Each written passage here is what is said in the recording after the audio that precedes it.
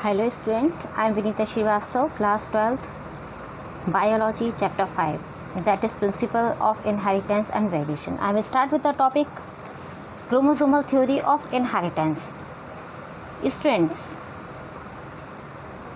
Chromosomal Theory of Inheritance, इसे किसने दी थी ये थ्योरी? ये वाल्टर सटन एंड थियोडोर बेवेरी ने दी थी. इन्होंने ही दी थी क्रोमोसोमल थ्योरी ऑफ इनहेरिटेंस. 1900 तक मेंडल का जो एक्सपेरिमेंट था वो कैसा था? अनडिस्कवर्ड रहा, क्योंकि उस टाइम पर टेक्नोलॉजिकल चीज़ें जितनी भी होती थी वो क्या थी, उस वजह से जो साइंटिस्ट थे वो उसको अच्छी तरह से स्टडी नहीं कर पा रहे थे, वो उसको अच्छी तरह से नहीं समझ पा रहे थे. जो मैथमेटिकल फार्मूला ड्राइव करना था वो फिनोटाइपिक रेशो या जीनोटाइपिक रेशो को आइडेंटिफाई करना है. तो जो मैथमेटिकल इंस्ट्रूमेंट थे उस समय वो ये सब चीज़ें नहीं हुआ करती थी, अवेलेबिलिटी नहीं थी इन सब की. तो उसी वजह से 1900 तक मेंडल ने जो वर्क किया था, उनके जो वर्क थे वो कैसे थे, वो डिस्कवर नहीं हो पाए थे. उसके बाद इन दोनों साइंटिस्ट ने क्या बताया? इन्होंने बताया कि ऐसे कौन से साइंटिस्ट थे जिन्होंने मेंडल के वर्क को फिर से डिस्कवर किया. बताइए, ऐसे कौन से साइंटिस्ट थे जिन्होंने मेंडल ने जो डिस्कवर किया था उसको फिर से डिस्कवर किया? वो जो साइंटिस्ट थे वो थे डी वेरीज और कोहेन वेन. वाल्टर सटन और थियोडोर बेवेरी जो थे ना, इन्होंने ये बताया था कि जो क्रोमोसोमल थ्योरी क्या करती है कि जो नंबर ऑफ क्रोमोसोम्स हैं, जब भी गैमेट की फॉर्मेशन होती है, जब भी गैमेट की फॉर्मेशन होगी तो जो होमोलोगस क्रोमोसोम्स हैं वो क्या करते हैं, वो सेपरेट हो जाते हैं. मान लीजिए सेल है जिसमें 46 नंबर ऑफ क्रोमोसोम्स हैं. अगर ये सेल ओगोनिया यानी कि फीमेल की ओवरी का जो सेल है, तो जो गैमेट के फॉर्मेशन में क्या होते हैं, इन्वॉल्व हैं, तो उनके पास होमोलोगस क्रोमोसोम्स प्रेजेंट होंगे. टोटल 46 क्रोमोसोम होंगे. लेकिन उस समय जिस समय गैमेट की फॉर्मेशन होती है तो वो जो होमोलोगस क्रोमोसोम्स एक दूसरे से सेपरेट हो जाते हैं, जिसके रिज़ल्ट में हमारे पास क्या आ जाता है, उसके रिज़ल्ट में हमारे पास ये इंडिपेंडेंटली अपने आप को एक्सप्रेस कर सकते हैं, है ना. हमारे पास जो सेपरेट जो आ जाते हैं ना 23 क्रोमोसोम्स, वो क्या करेंगे, इंडिपेंडेंटली अपने आप को एक्सप्रेस कर सकते हैं. ये है इंडिपेंडेंट असॉर्टमेंट. हैप्लॉइड स्ट्रक्चर की यानी कि गैमेट की फॉर्मेशन होगी. homologous chromosomes get separated from each other during gamete formation. A number of genes are present on the homologous chromosomes at the same site. At the position assigned to the genes is called a locus. locus किसे कहते हैं भाई? जो jeans की position को assign करता है, that is called a locus. Diploid condition is retain during fertilization. Okay, तो ये क्या है? ये है क्रोमोसोमल थ्योरी ऑफ इनहेरिटेंस. फिर एक वैज्ञानिक और आए थे, वो थे थॉमस मॉर्गन, TH मॉर्गन. ये एक ऐसे साइंटिस्ट हैं जिन्होंने फ्रूट फ्लाई पर यानी कि ड्रोसोफिला मेलेनोगास्टर के ऊपर अपना एक एक्सपेरिमेंट परफॉर्म किया, जिसमें वो लिंकेज और रिकॉम्बिनेशन को स्टडी करना चाहते थे. इन्होंने फ्रूट फ्लाई को ही क्यों सिलेक्ट किया अपने एक्सपेरिमेंट के लिए? इन्होंने फ्रूट फ्लाई को ही क्यों एक्सपेरिमेंट किया?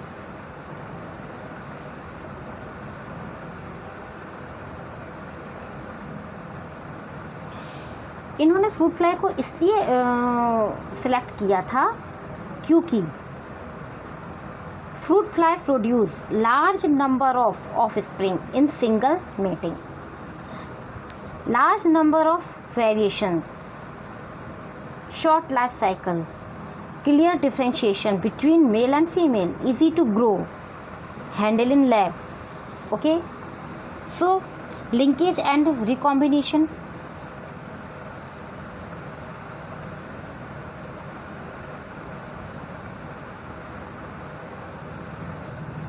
इसी में शो किया है लिंकेज.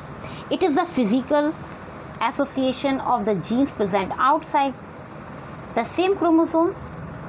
एक क्रोमोसोम पर जो जीन प्रेजेंट हैं उनके बीच में जो फिजिकल एसोसिएशन है उनको हम लिंकेज कहते हैं। और एक तरीका है लिंकेज को डिफाइन करने का, अगर कभी कभी या कभी भी कोई दो जीन्स एक साथ नेक्स्ट जनरेशन में इनहेरिटेड किए जाते हैं तो इस तरीके के,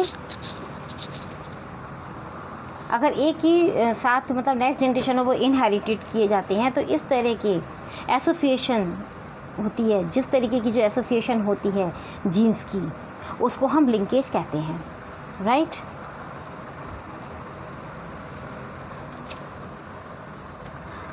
अगर कोई जीन काफ़ी ज़्यादा क्लोज हैं, अगर कोई जीन्स आपस में काफ़ी ज़्यादा क्लोज हैं तो उनमें लिंकेज ज़्यादा होगा, और जब भी लिंकेज ज़्यादा होता है तो एज इट इज़ वो नेक्स्ट जनरेशन में जा रहे हैं, तो पेरेंट वाले जो फीचर्स हैं वो वही रिप्रेजेंट हो रहे हैं वहीं पर सबसे ज़्यादा। लेकिन अगर लिंकेज बहुत कम हुआ तो नॉन पेरेंटल कॉम्बिनेशन की फॉर्मेशन होती है, जिसे हम कहते हैं recombination. This is the phenomena और the process of formation of non parental combination. So अगर जो दो जीन्स हैं लिंकेज ज़्यादा होती है, रिकॉम्बिनेशन कम होगी, और यदि लिंकेज कम है, डिस्टेंस ज़्यादा है, तो रिकॉम्बिनेशन ज़्यादा होती है। ओके, अब हम बात करते हैं सेक्स डिटर्मिनेशन के ऊपर। हम अगर ह्यूमन बींग्स के बारे में बात करें तो ह्यूमन बींग्स का सेल है, जो ह्यूमन बींग्स का सेल होता है उसमें 23 pair of chromosomes in human beings. सबसे सेक्स डिटर्मिनेशन नहीं होता है, सब में सेक्स डिटर्मिनेशन नहीं होता। पहले 22 पेयर सेक्स डिटर्मिनेशन में बिल्कुल हेल्प नहीं करते। जो 22 पेयर्स ऑफ क्रोमोसोम्स होते हैं ना, वो सेक्स डिटर्मिनेशन में बिल्कुल हेल्प नहीं करते। जो 22 पेयर्स ऑफ सेक्स क्रोमोसोम्स होते हैं उनको हम क्या बोलते हैं? उनको बोला जाता है ऑटोसोम्स। उनको ऑटोसोम्स कहते हैं। इनके ऊपर बाकी जीन्स पड़े हुए हैं, for example eye colour, hair colour, skin colour, height, सब कुछ है उनमें। लेकिन एंड का जो पेयर होता है क्रोमोसोम्स का, means 23rd pair of chromosome, इसे सेक्स क्रोमोसोम कहते हैं, क्योंकि ये सेक्स को डिटरमाइन करते हैं। ओके, XY XX हमारे पास सेक्स क्रोमोसोम है, तो ये डिसाइड करता है कि जो बेबी फीमेल की वॉम में है, डेवलप हो रहा है, वो मेल होगा, मतलब वो मेल बनेगा या फीमेल बनेगा। ये कब डिसाइड करता है? ये तभी डिसाइड हो जाता है जब ओवम से स्पर्म मिलने आता है। जैसे फर्टिलाइजेशन होता है, ये डिसाइड हो जाता है कि मेल है या फीमेल बनेगा। सेक्स क्रोमोसोम्स को हम क्या कहते हैं? 23rd पेयर ऑफ क्रोमोसोम्स जो होता है उसे क्या कहा जाता है? उसे एलोसोम कहते हैं। ओके, लुक, किसने बताया कि सेक्स डिटर्मिनेशन क्रोमोसोम्स का पूरा खेल है? भाई, ये एक साइंटिस्ट थे जिनका नाम है हैंकी। इन्होंने सबसे पहले एक्स क्रोमोसोम को देखा था। इन्हें पता नहीं था, उस समय नहीं पता चला कि एक्स क्रोमोसोम क्या है। इन्हें लगा कुछ है, तो इन्होंने उसे एक्स बॉडी नाम दे दिया। एक्स मीन्स अननोन बॉडी, तो बाद में इसे एक्स क्रोमोसोम नाम दे दिया गया। टाइप्स ऑफ सेक्स क्रोमोसोम्स, कितने टाइप्स के होते हैं भाई सेक्स क्रोमोसोम्स? 2 टाइप्स के, हेट्रोगैमेटी और female, male heterogamety, female heterogamety. Okay, X0 type और XX टाइप मेल में, फीमेल में ZZ, ZW टाइप। अगर हम ह्यूमन की बात करें तो कौन डिसाइड करेगा? कौन डिसाइड, मतलब कैसे डिसाइड होता है कि मेल और फीमेल कैसे डिसाइड करते हैं? इनमें सेकेंडरी सेक्सुअल कैरेक्टर से कैसे डिसाइड होता है? इनमें जो सेकेंडरी सेक्सुअल कैरेक्टर से यह पता चल जाता है।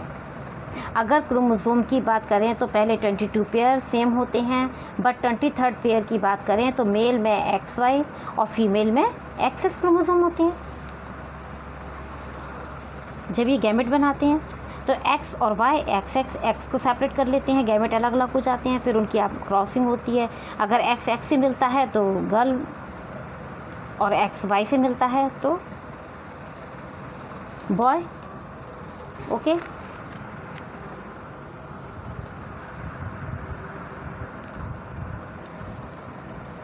एक्सओ टाइप्स इंसेक्ट्स में होता है। एक्सओ टाइप का जो होता है वो सेक्स डिटर्मिनेशन वो किस में होता है, एक्सओ या एक्स0, है ना, इंसेक्ट्स में होता है। ZO टाइप का जो सेक्स डिटर्मिनेशन होता है वो मेल इंसेक्ट्स के पास एक एक क्रोमोसोम होता है, फीमेल के अपेक्षा मेल इंसेक्ट्स के पास एक कम क्रोमोसोम होता है फीमेल के कंपैरिजन में। फॉर एग्जांपल मान लो किसी फीमेल इंसेक्ट्स में ZO क्रोमोसोम है तो पहले 9 पेयर की बात करो तो आखिरी पेयर में 10th पेयर फीमेल के पास X और X का ही है जो सेक्स क्रोमोसोम्स है। टोटल इसके पास कितने हैं, 20 क्रोमोसोम्स होंगे। अब मेल के पास देखिए पहले 9 पेयर, इसके बाद इसके पास भी बिल्कुल वैसे ही हैं, मतलब 18 क्रोमोसोम, 9 टू 18। लेकिन सेक्स क्रोमोसोम्स में एक एक्स होता है और दूसरा कुछ नहीं होता, खाली। मींस मेल के पास टोटल क्रोमोसोम कितने हुए, 19 क्रोमोसोम हुए ना, सिर्फ ओनली। अब समझ आया कि इसे एक्सओ टाइप डिटर्मिनेशन क्यों कहते हैं, क्योंकि फीमेल के पास 2 एक्स हैं पर मेल के पास एक्स और 0 ओ। तो अब फीमेल गैमेट बनाएगी तो कैसे बनाएगा,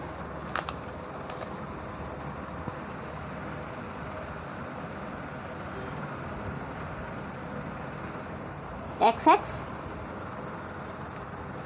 और X0। जब XX है तो 10, हमने फॉर एग्जांपल मान लिया 10 ले लिए तो कितने हो गए 20, इधर 10 और इधर से XO यानी कि 0, अब वो 9 है उसके पास तो इसके पास तो पूरे 10 है तो 19, राइट। इसी तरह से फीमेल हेट्रोगैमेटी जो होती है, यहाँ पर एक मेल बर्ड है एक फीमेल बर्ड को ले लेते हैं, है ना। Male has 22 sex chromosomes and female has 22। ZW sex chromosome ZW इस तरह से हम शो करते हैं ना बर्ड्स में।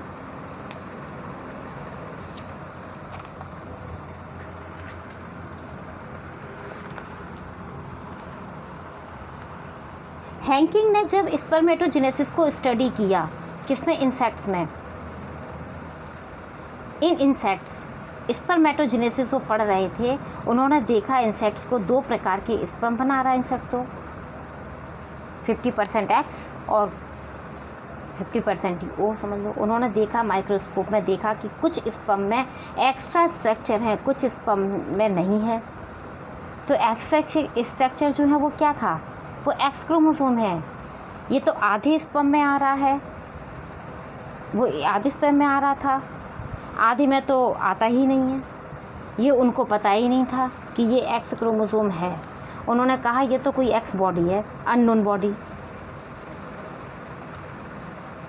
फिर आगे जाके पता चला कि ये X क्रोमोसोम है। दिस इज डिटरमाइंस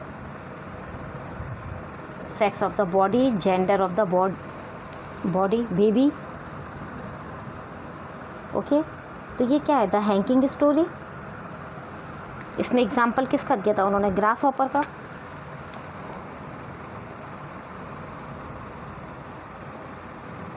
हनी बीज में भी उन्होंने एक्सपेरिमेंट किए थे सेक्स डिटर्मिनेशन का। एक फीमेल हनी बी, उसमें कितना 2n डिप्लॉयड यानी कि 32, and male honey bee in just 10 half यानी कि 16।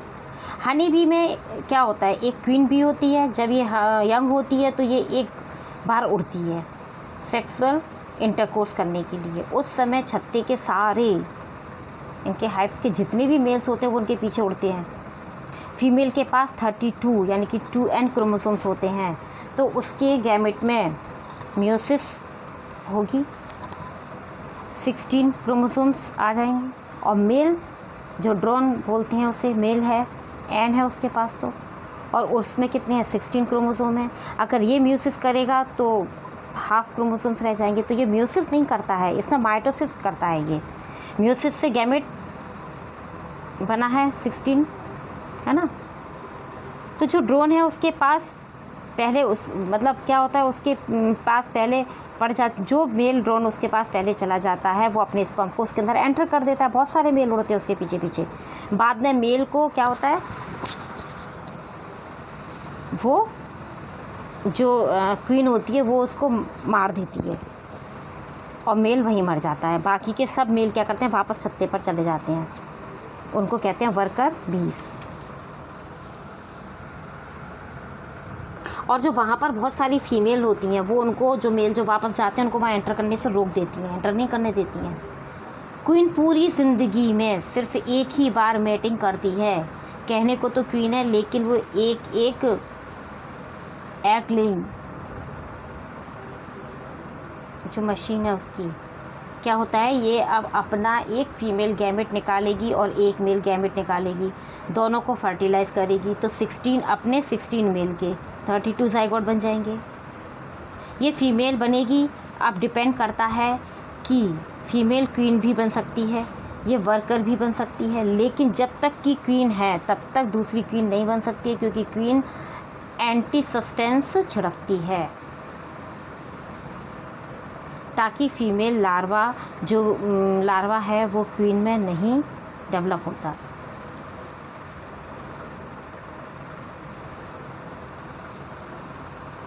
वर्कर स्टेराइल फीमेल होती हैं,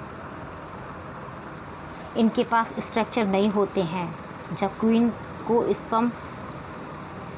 का जब स्पर्म फिनिश हो जाता है तब ये अनफर्टिलाइज एग से ड्रोन बना देती है। इस फिनोमेना को हम क्या कहते हैं, पार्थेनोजेनेसिस।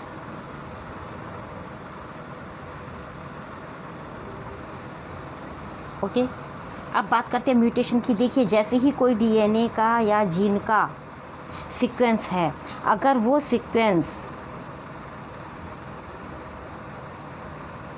चेंज हो जाता है किसी भी एक्सटर्नल फैक्टर की वजह से, तो वो जो चेंज आ रहा है किसी भी सीक्वेंस ऑफ डीएनए में या फिर जीन में, तो दिस चेंज इज़ रेफर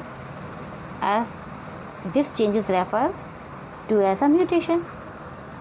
ठीक है, तो म्यूटेशन क्या है? It is defined as to change in the sequence of DNA. किसी भी ऑर्गेनिजम्स के डीएनए या जीन में चेंज आना क्या कहलाता है? म्यूटेशन कहलाता है। म्यूटेजीन क्या होते हैं?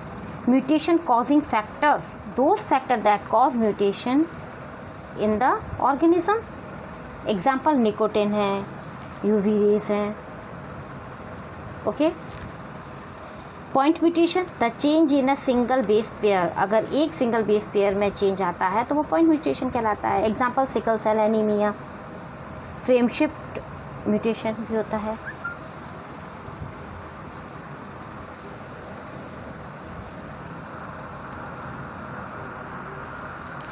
अब हम बात करेंगे क्रोमोसोमल एबरेशन। यहाँ से हमारा स्टार्ट हो जाता है जेनेटिक डिसऑर्डर। कुछ ऐसे भी जीन्स हो सकते हैं क्रोमोसोम्स के जो कि ऑल्टर हो जाते हैं, उसको क्रोमोसोमल एब्रिएशन कहा जाता है। उसके केस में क्या होता है, माना कि कोई क्रोमोसोम्स का सीक्वेंस है, उसमें एक ऐड हो गया तो इंसर्शन हो गया, कोई एक डिलीट हो गया तो डिलीशन हो गया, या अपनी पोजीशन इंटरचेंज कर लिया तो इन्वर्जन हो गया।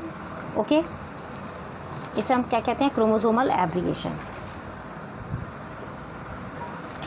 पेडिग्री एनालिसिस, इसमें हम क्या करेंगे, ये एक फैमिली ट्री है, फैमिली चार्ट है, जिसमें क्या होता है, हम ये पता चलेगा हमें कि कौन सी ऐसी डिसीज़ है जो नेक्स्ट जनरेशन में पास ऑन हो रही है। इसमें सिंबल्स दिए हुए हैं कुछ। मेल के लिए है जो मेल को स्क्वायर से रिप्रेजेंट करते हैं, फीमेल को सर्कल से करते हैं, और मेल और फीमेल को कहते हैं मेटिंग को रिप्रेजेंट कर रहा है जब मेल और फीमेल के बीच में आपस में ज्वाइंट है। डबल लाइन से है तो mating in close relative, mating between relatives, और parents above and children below in order of birth left to right. Parents with male child affects with disease, ऐसा मतलब पेरेंट्स का ऐसा बेबी बच्चा मेल चाइल्ड जो है वो डिसीज से अफेक्टेड है, वो इस तरह से रेड से सिंबल किया गया। 5 अनअफेक्टेड ऑफ स्प्रिंग, ठीक है। इनको इसी तरह से उसमें ये लोग रिप्रेजेंट कर रहे हैं, सिंबल से रिप्रेजेंट कर रहे हैं पूरा।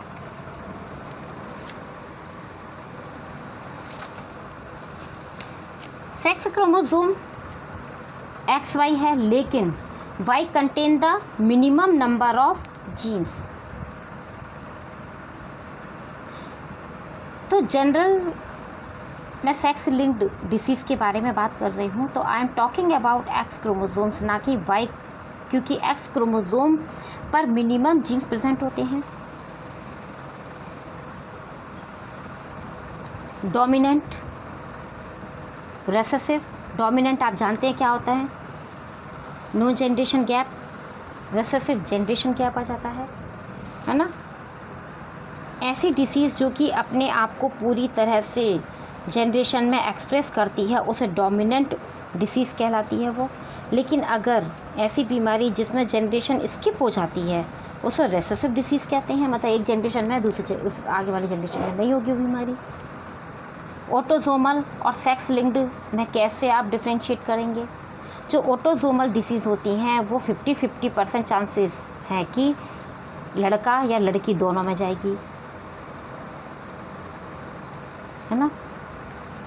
लेकिन अगर कोई डिसीज़ है जो कि सेक्स लिंक्ड है तो उसका मतलब ये हुआ कि डिसीज़ इन डिसऑर्डर को कंट्रोल करने वाले जो जीन हैं वो X क्रोमोसोम के ऊपर प्रेजेंट हैं।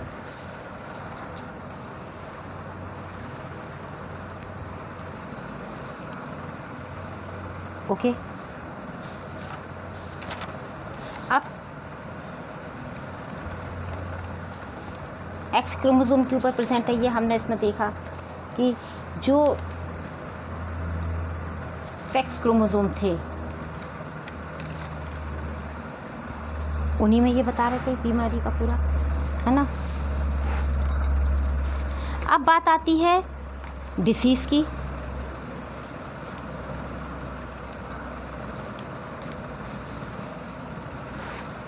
Haemophilia, sickle cell anaemia.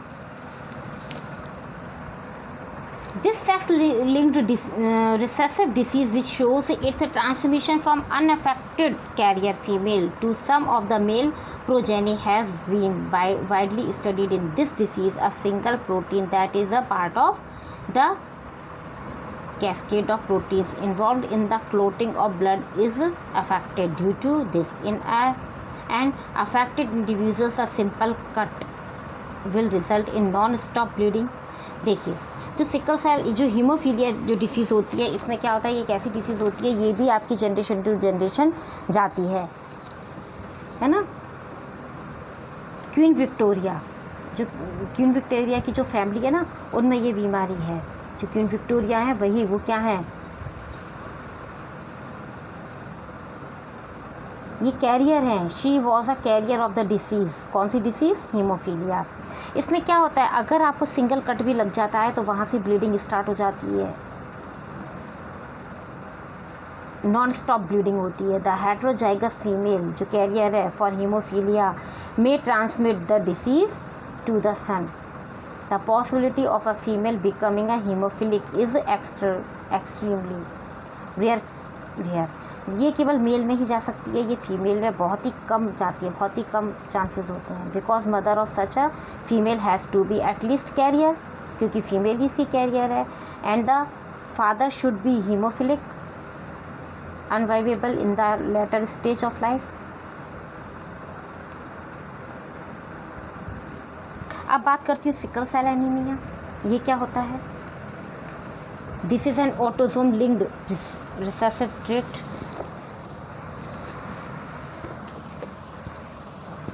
इसमें जो ट्रेट्स होते हैं वो ट्रांसमिटेड होते हैं, transmitted from parents to the offspring when both the partners are carrier. इसमें दोनों ही पार्टनर कैरियर होते हैं फॉर द जीन्स। इस डिसीज़ को कंट्रोल किया जाता है सिंगल पेयर ऑफ एलील, यानी कि HbA and HbC. Out of the 3 possible genotype, only homozygous individuals of Hb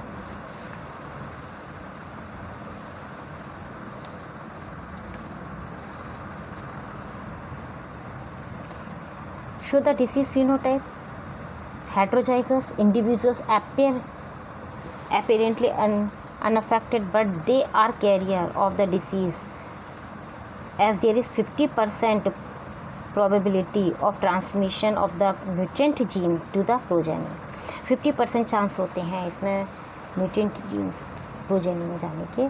This exhibiting sickle cell traits. The defect is caused by the substitution of glutamic acid.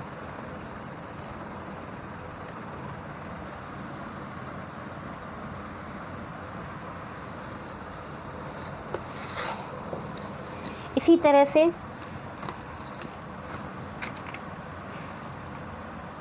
कौन सी आती है एक और आई,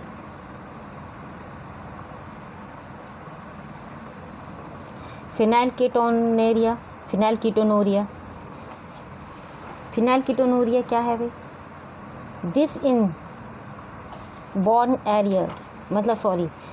born error of metabolism is also inherited as the autosomal recessive traits. The affected individuals lack an enzymes that convert the amino acids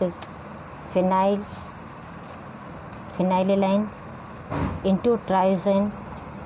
As a result of the phenylalanine is accumulated and converted into phenylpyruvic acid and other derivatives. Accumulation of these is brain result in mental retardation. मतलब अगर इस तरह के ये phenyl ketonuria जो disease होती है, इसकी जो कैरेक्टर्स होते हैं, इसमें जो होता है, उसमें अगर ये जो क्रोमोसोम्स का जो डिस्टर्बेंस जो हो जाता है वो अगर आ जाता है तो उससे क्या होता है, मेंटली रिटार्ड होता है, रिटार्डेशन उसमें होती है, mentally retardation. These are also excreted through urine because of its poor absorption by kidney.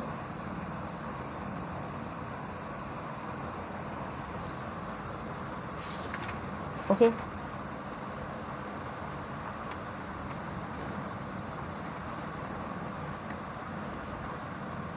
उसके बाद बात आती है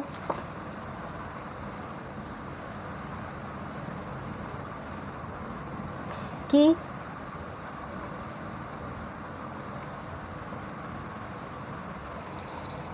chromosomal disorder. The chromosomal disorder on the other hand are caused due to absence or excess or abnormal arrangement of one or more chromosomes. अगर एक या एक से ज़्यादा क्रोमोसोम्स आपके उसमें पास ऑन होते हैं तो उससे भी अंतर आ जाता है, क्रोमोसोम डिस्टर्ब हो जाते हैं, एबनॉर्मल अरेंजमेंट हो गया ना. Failure of segregation of chromatids during cell division. Cycle results in the gain और लॉस ऑफ क्रोमोसोम्स, मतलब एक कम हो जाना या एक ज़्यादा आ जाना क्रोमोसोम्स का, इसे कहा जाता है एन्यूप्लॉइडी. क्या होता है एग्जाम्पल क्या, down syndrome. Result in the gain of extra copy of chromosome. जब आपके पास एक एक्स्ट्रा कॉपी आ जाती है क्रोमोसोम की तो उसे डाउन सिंड्रोम कहते हैं. 21 similarly Turner syndrome result due to, और टर्नर सिंड्रोम क्या होता है जिसमें रिजल्ट में क्या होगा, एक एक्स क्रोमोसोम का लॉस हो जाएगा. Human female, in a human female. Failure of cytokinesis after telophase stage of cell division result in an increase in a whole set of chromosomes in an organisms and this phenomenon is known as a polyploidy. अगर पूरे set में अगर क्या हो जाता है, increase number बढ़ जाते हैं क्रोमोसोम्स के पूरे सेट में, तो वो कहलाता है पॉलीप्लॉइडी. ये आपको दिखाई देगा कहाँ पर, प्लांट्स में.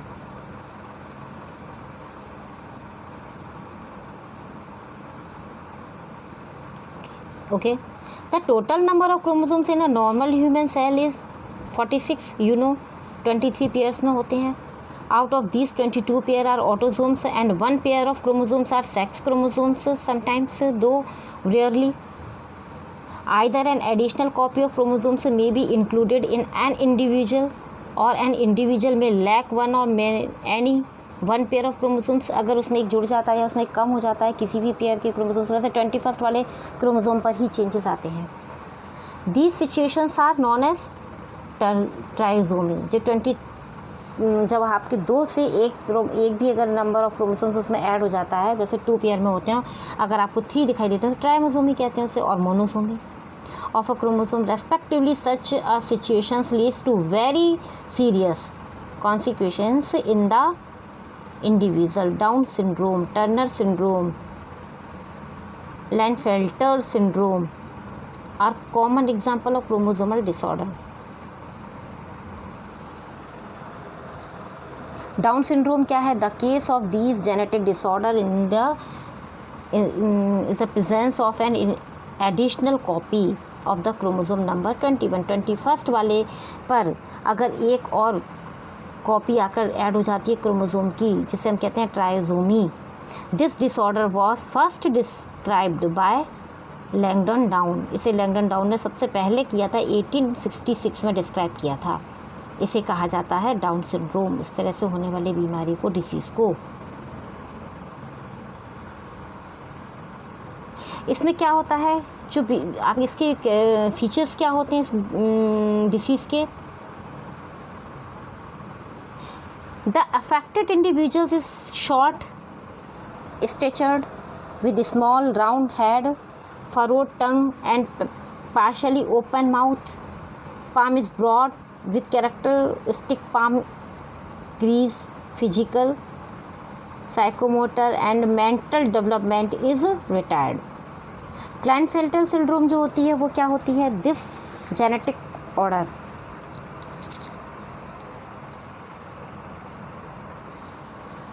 This genetic disorder is also caused due to the presence of an additional copy of X chromosome, resulting into a karyotype of 47. अगर उसमें 46 में एक और क्रोमोसोम आकर, पेयर ऑफ क्रोमोसोम आकर उसमें ऐड हो जाएगा तो 47 हो जाएगा ना, XXY.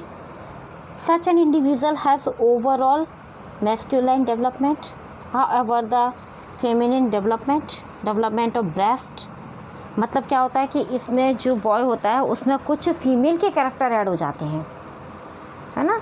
दैट इज़, उसे क्या कहा जाता है? Gynaecomastia is also expressed. Such individuals are sterile. ये sterile होते हैं, इनमें रिप्रोडक्शन नहीं होता है. Turner syndrome. Such disorder is caused due to the absence of one of the X chromosome. ये टर्नर सिंड्रोम वो होता है जिसमें एक X क्रोमोसोम्स एब्सेंट होता है. मीन्स कितना हो गया? That is 45 with XO. Such females are sterile. इस तरह की फीमेल कैसी होती हैं? स्टेराइल होती हैं. As ovaries are rudimentary besides other features including lack of other secondary sexual characters. Okay, I hope you understand. Thank you.